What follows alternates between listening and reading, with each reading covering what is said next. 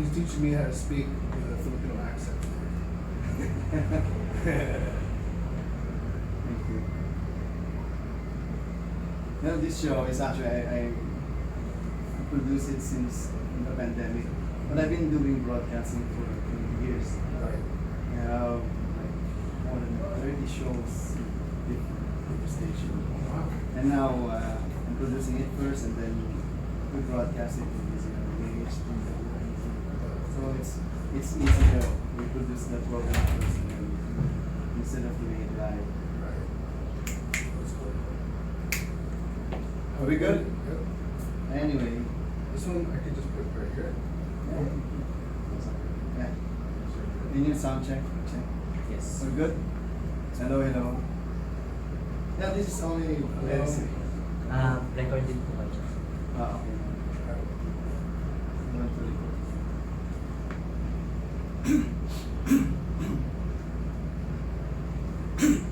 Alright? Anytime. Wait lang. Wala akong recorder dito. Voice. Memo po.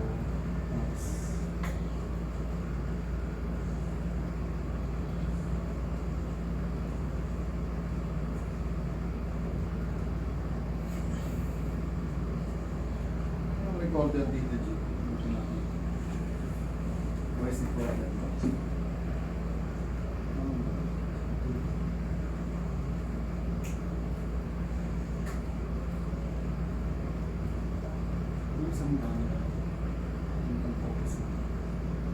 So you don't speak Filipino at all? Zero?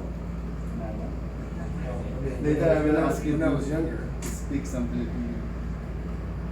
When I was younger, I Yeah, you have show tomorrow. Yeah. We might go there. Oh, yeah, for sure. We can, so that we can also do it. Yeah, yeah.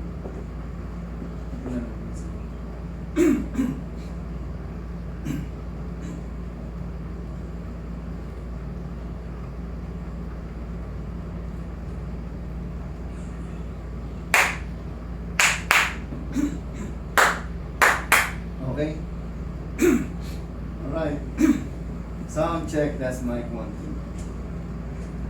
2. Ladies and gentlemen, please welcome to the stage the one and only Ron Josol with over 20 years of experience and performances in countries all over the world. Ron is one of the most sought after and employment comedians in the industry. Flashlight. Huh? Naka-on po yung flash.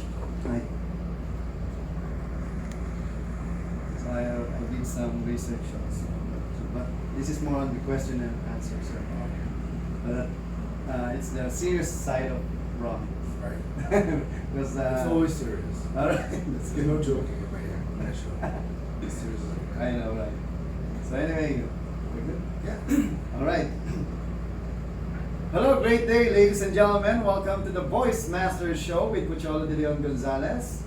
And we are thrilled to have one and only Ron Josol with us tonight. And Ron is a Canadian Filipino comedian who has been entertaining audiences for over 20 years with his unique brand of comedy. He will be taking the stage to present his hilarious scenarios, and also we're going to know more about himself and some witty commentary on our global society's inherent contradiction. So sit back, relax, and enjoy the day only here at the VoiceMaster Show. Okay? Hi Ron, great day. Hi, how are you? I'm doing great. How about you? Good. Thanks for getting my grab for me. No problem. And Because if I take a taxi, it'll be 3 times more. wow, that's true. Yeah. Well, They have a machete if I don't. welcome back to the Philippines. Yes. This is my 10th time back. Oh, 10 times. First time I was a baby. Okay. Second time I was a baby. Third time I was 6. Hmm? And then after that I was here 35 to now. Yeah, you've been coming back because of shows. Shows Yeah. and my wives.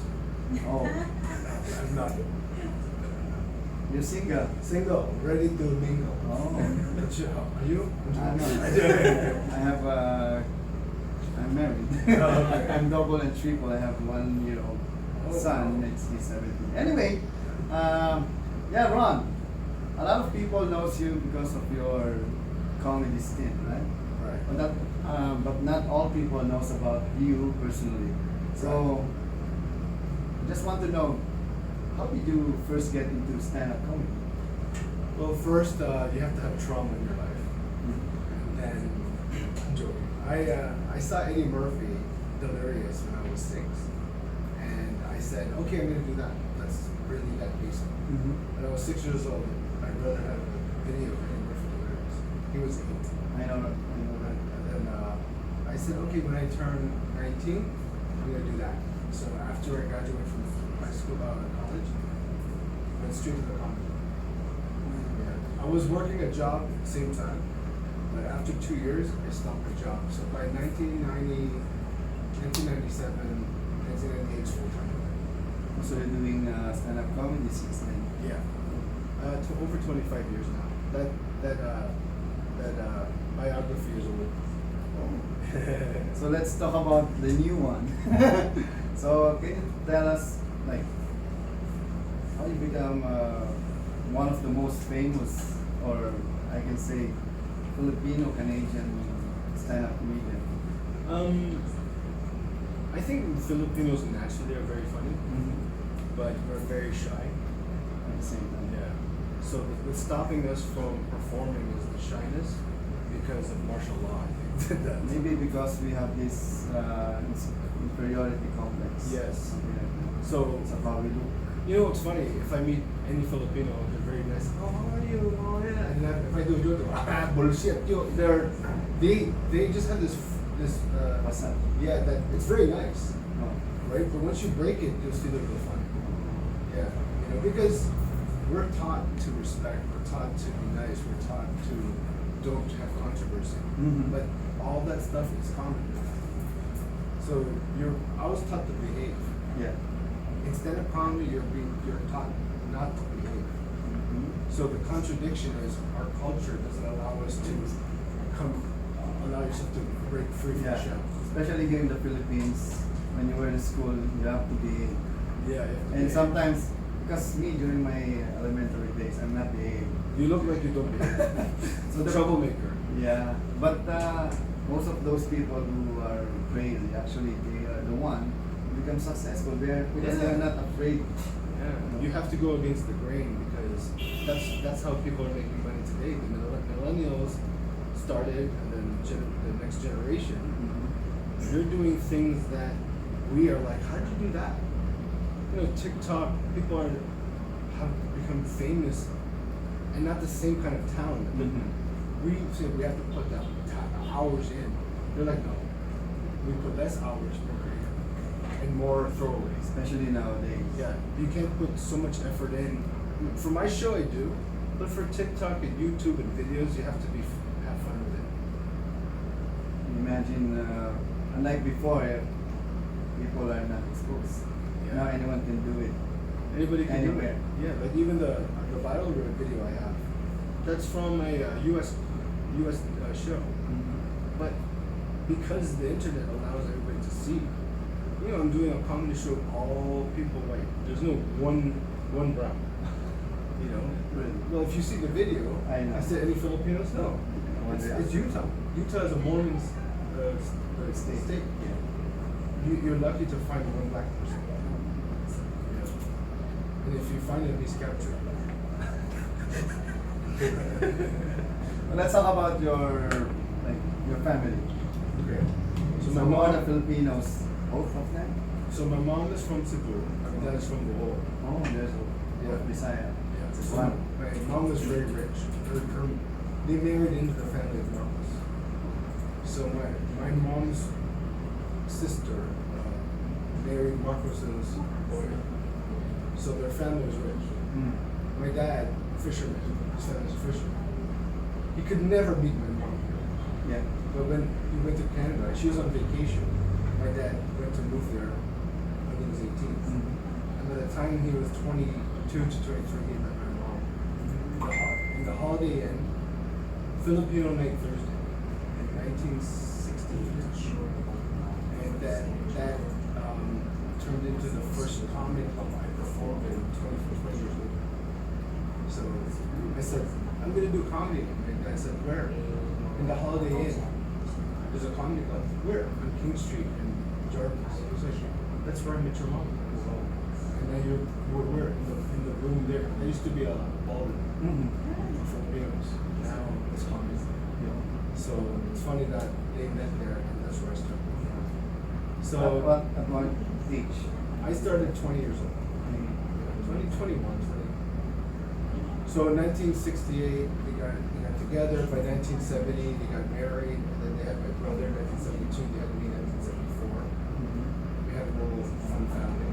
Then we had a big car accident that my mom became paraplegic in 1982. My dad just bought a new house, so he was trying to pay for the house. Both of them were working in the hospitals because that's what you do. You're a nurse. My dad was my dad got a nursing job without going to nursing school because his friend who was working as a head nurse and said, "Boy, well, you shadow me for 4 months. At the end, you'll do the test with everybody that's in the school. You can't pass it. Go school. I'll teach you. You're there for 4 years. You're here for 4 months. You know, you could be a nurse in 4 months. They're doing it to me. He got a nursing degree in 4 months. Right. My mom got a job from her too, working as the secretary for the doctor. Then they got the big accident. My mom was in a wheelchair. My dad says, "There's no work to do for my mom. How am I supposed to make money?" He started to import Filipino foods from the Philippines in 1978 or 1981 until the 90s. That's became your business. That is the Filipino food business, importing everything. Panigay, pusit, mo's, lapia, even canned goods, bigger sardines, Hereford, corned beef, everything. We had a big warehouse, and then that time, so many Filipino restaurants were opening. We go for my dad. He became millionaire around 1990. My mom had a nice house. They had ramps, everything. And then my mom passed away 10 years ago. And my dad lives in his cousin's house, small, like a room like this. I said, "You still have 2 homes. You have one home in the Philippines. You have 2 homes. Why are you staying in this place?" And he goes, "You don't understand or what? I never cared about money. I did this to make money so your mom could have a very good life. That's why I did it. I don't care about money. I became a millionaire out of necessity." Right? And then he said, "You fix my laptop." I said, "Stop, son. I'm a laptop." I said, "He's a different person than me. He's stronger than me. We're nothing alike." But I realized from the computer, we watched the same world. We're the same. Seriously. But this is true. He worked so hard to be. How's your father? He's remarried, 39-year-old. He's 78. Wow. My girlfriend at the time said I was 42. I had to dump her on principle. I said, "I can't be with you. Why?" Because my dad's a good friend. I said, "Why don't you bring Amy home for a family dinner?" I said, "No, why? She's dead." It's very wild. So I'm gonna go to Cebu on Sunday to see him. Oh, your dad is in Cebu right Yeah, now. and my new mom. Oh shit! You have a new brother or sister? A new one? Maybe because my Viagra I can't find. Whoa! Where in Cebu? He's in Cebu City. Oh. My mom grew up in Duman. Yeah. So that's an amazing story. Yeah, it's pretty crazy. I know, right? Anyway, I just want to know, there's some people who are interested how you really, you're doing, you have experience performing in Just for Love Festival, right? Yeah, many times. Many times. So 15 times. Kevin Hart. How was this experience being with this great stand-up comedian, Kevin Hart? They're normal when you're working with them. Like you go, "Oh my God, that's Chris Rock, that's Dave Chappelle, that's And then when you go, they go, "Hey, what's up?" So, "Hey, do you think this joke's working?" And you're like, "Oh yeah, it's for me." "Well, yeah, I'm doing it 20 years, of course. I know." So they treat you like them, right behind the scenes, and then they go, "Oh, you should use this joke. We help." But then when the show's over, they have a limousine, I have a bus pass. So Yeah. That's the difference. Yeah, that's a big difference. But at least you're there. Yeah, but that's my job. My job is to perform. So I don't fear crowds because if my first time performing, I'm 19, and now I'm 48. I don't really Very feel, useful. Yeah, I don't really feel that pressure. So what's one of your favorites? My favorite's Eddie Murphy, Chris Rock, and after Chris Rock, Dave Chappelle. Then I like different Pablo Francisco. He's very lots of energy. I like different comics. Yeah, Joe Coy. I love Joe Coy when I first met him in 2003. You know, Joe is from LA. Yeah. So when I moved to LA, Russell Peters, another from India. Oh. He was my friend since I started. Yeah. So he introduced me to all the Hollywood Filipino ethnic comics. So I became part of the Hollywood scene. So how about this Filipino comedian also? Marites and friends, you know?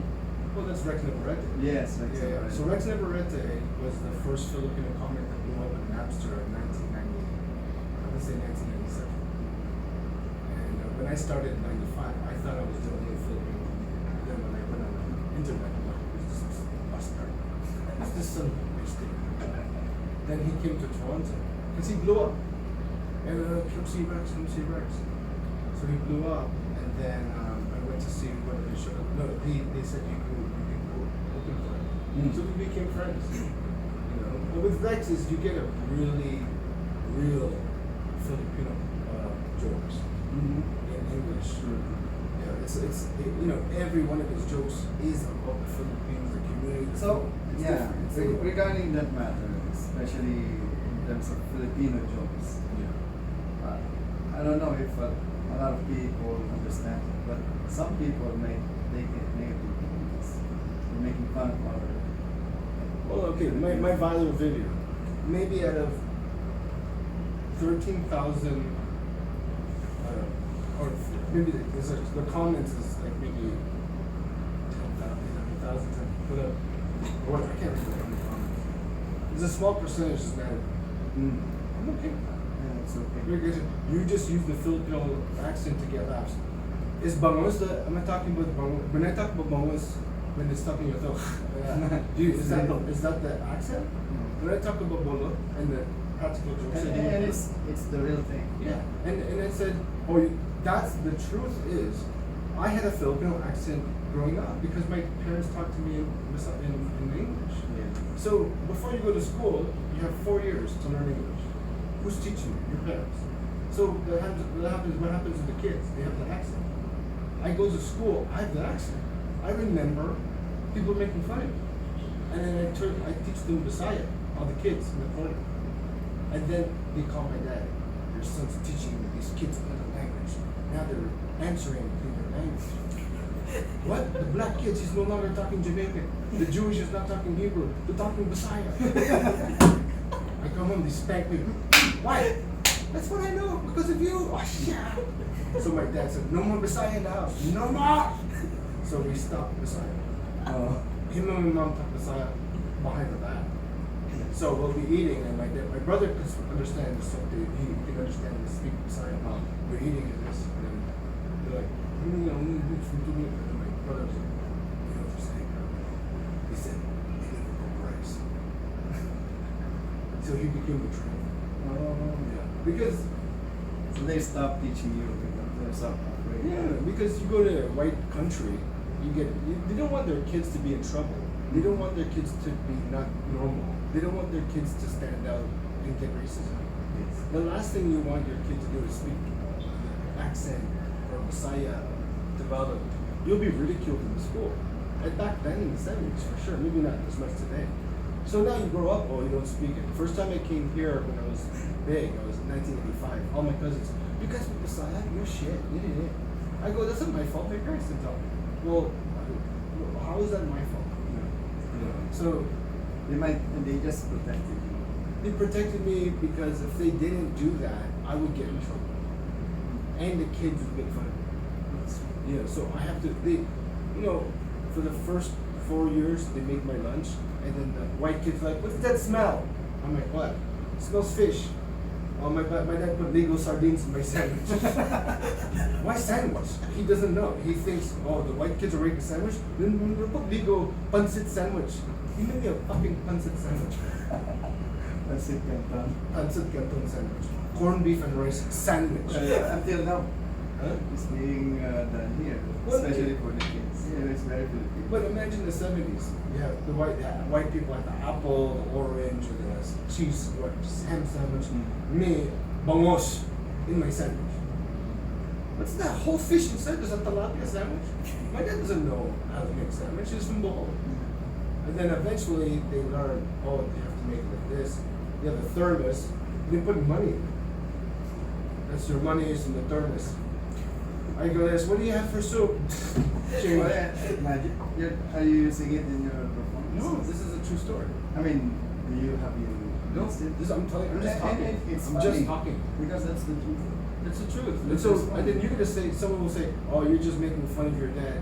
No, I'm the one in pain too. Yeah. So people don't understand that what I'm trying to do is give you authenticity. Yes. And with authenticity, a lot of people that are not keen on what is real. And they can relate on it. The most important, especially I'm also a speaker, I use comedy because one of my dreams is to become a stand-up comedian. You should go. There's an open Before, mic. but what I did is I incorporated it in my speaking engagement. Oh, that's good. Yeah. And that's great because I get the attention of people like voice acting, comedy, and motivational. Oh, that's good. So, anyway, I have another question. How do you feel about your comedy evolving over the years? And can you tell us about, you have this diverse background as a Canadian Filipino comedian. How does your heritage influence the comedy? Anybody that has their parents from another country, African, Jamaican, Sweden, whatever, your life is in your home is not the country's home. So you live two lives, and you try to make both work. So it doesn't matter. You're naturally going to be Filipino, and then Canadian, unless your parents are adopted you. You know, a lot of white parents adopted Koreans, Yeah. Vietnamese. So a lot of my friends that are in LA are adopted Koreans. One of my girlfriends is adopted. She has no idea of her heritage until she turned 18. And that's a problem. It was, yeah. What she saw was from a white perspective. Yes. Until she went to met other Koreans that were born in Korea, and parents were Korean. And she said, the first time she met a real Korean was in college. She's like, oh no, 18 high school. She's like, you're Korean, yeah. Here, you try this, it's kimchi. She's like, no. Oh my God, my taste buds are blowing up. Because the DNA is looking for it. Even though you put it in a white food, and so she goes, my favorite food is Korean food, and I didn't know that because I was never exposed to it. My parents adopted 5 different children from 5 different countries. They want to save the world. You know ways. I'm going to save all the kids. I want one from Sweden, one from the Philippines. So she grew up with a bunch of ethnic kids that were in their heads were white. And they all, today they said, we love our parents for trying to save us from countries that were war-torn. But now, they didn't expose us to our culture because they didn't know how to. They had no access. As we do this as adults, they go, this is when the first time she ate Korean barbecue, she said, this is what my body was craving for so many years, but I didn't know what it did. And now she's learning to speak it, it doesn't matter if your parents you moved to Canada. If your home is still your home country culture, you are that. But then when you go to the world, when you leave your door, you have to be able to blend the two in a room. So every single person that's born in Canada or the US that's Filipino, they understand our culture and Filipino 50%, not everything. They understand the white culture 50%. They will never understand the Filipino full 100% unless you live here. Yes, I understand. And Does it help that you kept on coming back? Yeah, I have to come every year because that's what my body needs. Yeah, It's a reset button. It's like kabalik-balik. Yeah. But like You feel at home, of course. For sure. I feel Even like, you were born in the US. I mean, Yeah. in Canada. I mean, people, I said, all the comedians are Filipino. They always take me out every night. And I said, you know what? Every year I come back, I love it more and more and more. Because it's in me. And you can see the development in this country. Oh yeah, back in 1985 when I first came, the biggest mall was SM. SM, and in Cebu was Right Gold. Oh, now, Yeah, there's two SM malls there. especially now. Yeah, the malls back in '85 was not like today. It was all market. It was all market. Yes. You go in, the fish on this side, there's all cubicles, people selling clothes on a rack. It wasn't in the stores. It was like a Chinese. Things are changing Yeah. very fast, Well, especially now just you go to any mall here, you feel like you're in the U.S. Everything turned into the U.S. Sweden, Dubai, anywhere, because I can travel 25 to 30 countries a year. Everything looks like the U.S. now. It's true. And by the way, you have a strong online presence with a large following on social media. How do you engage with the fans and get a joke on this? It's hard because, like today, I have a Facebook that I cannot let anybody in because it's already maxed at 5,000. So there's 2,000 people waiting. What I did is I said, whoever's my friend, I said, I will defriend you because I need room, right? And so I defriended them all, like 2,000 of my real friends. I said, be friends anyways. Then boom, 1,200 people today jump on. So if you look at this, I'm trying to have a conversation with 2,000 fucking people. Look at this. There's still. It's all people that are trying to. I added. Because you are a celebrity, that's why. Look at that. It's too much. How do you And respond thank to you this? for giving me a space. It's okay. You caught me at the right time. Because I think Maybe I'll find my wife here. connected with you. It's too much. It's I crazy. know, right? Actually, me too. I have like 5,000 Yeah. because I'm also when I speak around the country.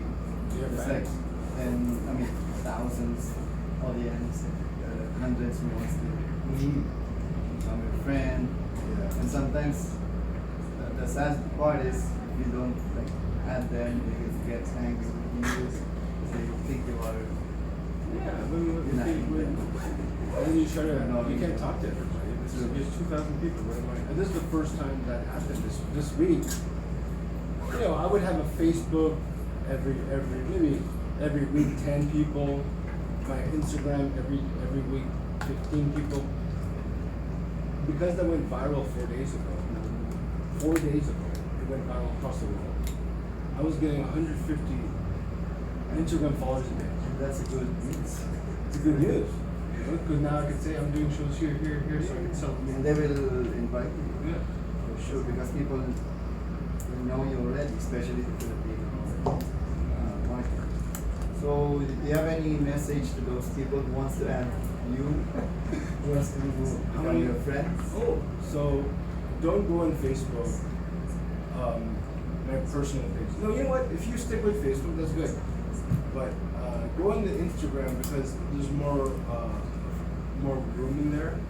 But yeah, do that. Because for a full-blooded Filipino, born in Canada, making white people laugh and people that are non-Filipinos. I go to South Africa, I go to Sweden, I go to Belarus. I have half Filipino, quarter Filipino Norwegian, so just a quarter Filipino, and the rest of the region. It's amazing that our culture is finally spreading the world, right? And a share, an ad makes a big difference because if we keep complaining that there's no Filipino representation, whose fault is that if we're not helping each other? Yeah. Stop complaining and start helping. And that's what we need in this country because when you're Filipino, they will not support you. But when you are from outside the country and then you made it there, they recognize you. But if you're like a local, Right. it's hard, especially comedy is not that famous in the Philippines. But it's famous to those, you know, like Underground. But the problem in the Philippines, I think, is that the half of our friends are the one dominating it. You know what I mean? Yeah. And they have a very jealous mentality when Yeah. it comes to people that are doing well. Even the Filipino weightlifter, you know, in the Olympics. I see people going, oh, that I could do that with 2 bags of rice. Shut up. That's a professional that took 10 years to develop. Sweat, tears. It's all the people that complain the most that don't do anything. So in that regards, because you didn't actually grow up in the Philippines, but what you have actually experienced with Filipino, the good thing about us, we support you, we support you. But how do you think Filipinos can make it in the international scenes? We have to, again, stop being shy. Get out there. If you have a talent, don't be ashamed. You know, we have a very shame culture. Don't bring me shame to our family. You're just shame. So enough of that. If you're ashamed too much, nobody. You think if Michael Jordan was ashamed of himself, he'd be Michael Jordan? Do you think if Mike Tyson was ashamed of himself, Muhammad Ali? It takes the black culture to teach us. Look, stop being ashamed. Show who you are. Who you are. Don't be afraid. You know, we live in a fear culture. I don't know where that's from. Maybe because of the colonial mentality. Yeah. Because of the Spanish, you know, controlling us for 300 years. We are Indios. We are. And then when you see Manny Pacquiao, you're like, oh my God, a real one. He's not scared. He'll fight. He's beating black boxers. That's impossible. That's the spirit we need. Because Bruce Lee did it with Chinese. Yeah. Manny Pacquiao is our version. You know? And I think it's we're making it. Yeah, we're doing it. You know, Because of it's happening. like technology. So You know, I got a call last night from America's Got Talent. Oh. They want me on the show, no audition. They saw the viral. Congratulations. Yeah, so I'm not going to be ashamed. I'm not going to be scared. You have to be there. Yeah. I'm gonna wait for that. Yeah. I'm not ashamed. Congratulations. So much. So yeah, how do you think the comedy or stand-up comedy scene has changed over the years, and how have you adapted to those changes, especially now with technology? Yeah, for 2 sides. The marketing side has changes to social media. Before it was not like that. Before you have to be on TV. Now you don't need to be on TV, but you have to go viral. Yes. So you have to post videos. Mhm. The other side is you have to talk about something you really believe in, right? Because there's so much comedy right now, it's hard to stand out. The unique. The unique. Tell your story. And that's most important. Yeah, because everybody's story is different. And if you don't have a story to tell, Steal it. Steal your story. No. Everybody has a story. yeah, it's true. Especially nowadays. You know what we are doing here, where we do a lot of voice acting, we translate a lot of like animation, movies in Filipino. And one of those things that I think is that will benefit a lot of Filipinos is they have to learn voice acting. Oh, yeah. Yeah. There's so many good voices. And Filipinos are also good in English. Yeah, they're the best. They're the best Asian country for English. We sound American too. See? I have so many Filipino friends that are born and raised in Manila. Mm-hmm. I think they're from New York. I think they're from California. Yeah, my son actually speaks like an American. I trained him when he was young. Because someone told me, you want your son to sound like American, make him watch all American movies. Well, that's around the country now. All over the world. It's true. If you go to anybody under 30 speaks perfect English. Because YouTube, your favorite shows are our shows. You can speak English very easily. So, okay, this question is something different. If you could have any superpower, what would it be and why? That's a good one. I've always thought about this. I think if I had to have a superpower, I think would be. See, everybody says invisibility, but I'm not. But I'm too guilty if I steal, right? So I think I would probably be like Spider-Man. What? Because you could fast when you want to be. You could get out of there. You know, and if you need to climb something, you could. You're still mortal. Yeah, you're still mortal. Right? Because a lot of people wants to be mortal. Yeah, I don't want to be Superman. That's too much. Like, how fun is that? Can you imagine like 1,000-year-old Superman? Oh my God. Because you don't die. Yeah. You have the same pace. That's terrible. And you have like millions of women in your life. You're so bored. What will you do? Yeah, that's too much. Spider-Man is terrible. Okay, one more question. If you were stranded on a deserted island with only one comedian to entertain you, who would it be and why? It's professional, real professional comedy. Yeah. I would be there with one of my best friend comedians. Yeah. Because he'll just make me laugh. Because if you put Chris Rock in an island, he'll make me laugh for 45 minutes, and the rest he's now complaining. It's like you're good for 45, but we're here for life. I'd rather have my best friend that's a comedian. Wonderful answer. I like that. So, do you have any tips and message to your fans and those people who wants to be like you or a comedian? If you're over 45, hide your Viagra from your dad. That's one. Put it in your sock. I'm joking. Tips on what? Stand-up comedy? Yes, sir. If you want to do stand-up comedy, do it for the reason that makes you happy. So some people will do it to be famous. If that makes you happy, then go for it. Some people do it for money. If that makes you happy, then go for it. If you do it because you love comedy alone, which I do, it doesn't matter if you become rich or famous. Enjoy that, because 25 years later, if you never enjoyed what you did, heart attack, high blood, you have to enjoy what you do if you want to do it for a long time. Hell, new comedians, if you've already started, you said, oh, this, I didn't like the crowd, this, you on the stage, you're always right. Every time you're on the stage, you are always right, and they are always wrong. True. That's a good thing about you're holding a mic. You have the control. That's The your power house. of voice. And it's your stage, that's your house. That's You where know, you live. For us, I'm the founder of the Certified Voice Artist program, the Certified Voice Artist Philippines. I always believe that our voice is a gift from God, and it's how we use it that's our gift, not the money. Yeah. As long as you are making other people better and happy with greatness and excellence, or using your skills and talents, then share it, because our talents are free. For sure. Because for me, if you can give it for free, you can also ask for it. Yeah.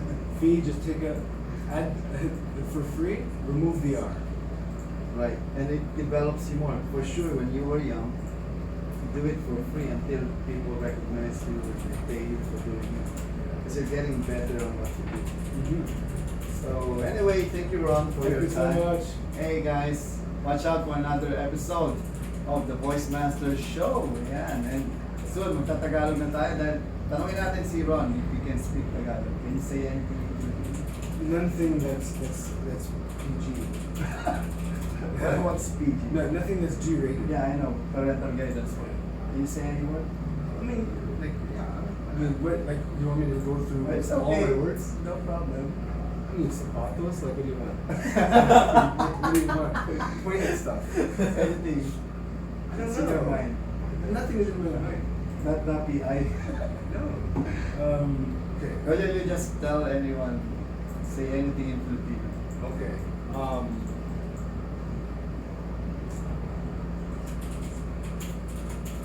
Like a sentence? Anything. I'm not gonna say mabuhay because nobody says that. Yeah. Siyempre. Of course. So I'll teach you one. Okay? You know naman, mahal ko kayo, of course. Mahal kita? Mahal ko kayo. I love you all. Okay. Mahal ko kayong lahat. Can you say that? Mahal ko kayong lahat. Lahat. Use it tomorrow. Mahal ko kayong lahat. Mahal Ko. Mahal ko kayong lahat. Kayong lahat. Just mahal ko kayo. Mahal kayo. Mahal ko kayo. Mahal ko kayo. That's only 3 words. Mahal ko kayo. Mahal ko kayo. Mahal ko kayo. Mahal ko kayo. Remember that. That's from the VoiceMaster. Sure. Anyway, thank you very much for your time again. God Thank you so bless you. much. Congratulations. Thank you so much. And you're gonna win. I just want to be on the TV. I'm just doing this for Okay, girls. let's watch this. Okay, we're gonna wait for that. Thank you. Congratulations, Ron, and God bless. so much. And I'm so proud of you. Thank you. Mabuhay. Thank you. Only here. at the Balot! Balot. Thank you, brother. Thank you. Picture, please. Let's have a picture.